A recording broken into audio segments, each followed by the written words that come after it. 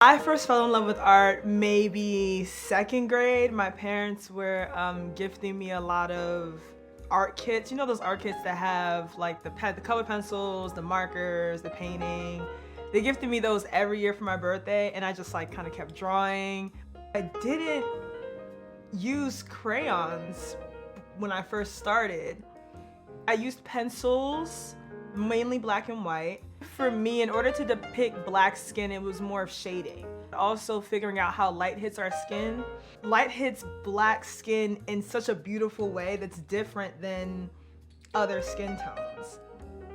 I took my first clay class in 8th grade, fell in love with the feeling of clay. I love to get dirty in my work. I love to touch things. I'm a tangible person. I like to touch textures, and I've always been that way since I was a kid.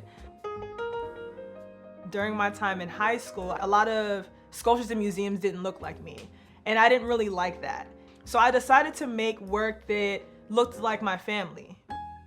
I also wanted us to see ourselves in these places where we didn't feel invited. Like I would go to the museum and I would see pieces that didn't look like me, and I didn't feel welcome or seen as a child.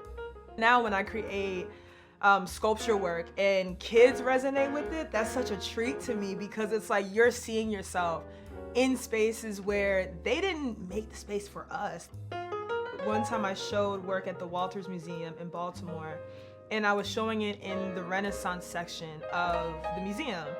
And obviously there's a lot of white art, but there was one sculpture in there, and it was of a black slave. And I was like, okay, cool.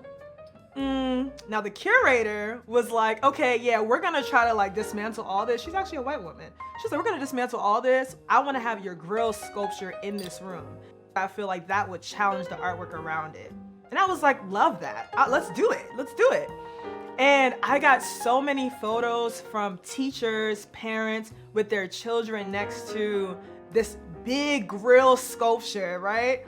And I loved it because I'm like, these kids are happy. Like they're like, that looks like my uncle, that looks like my dad.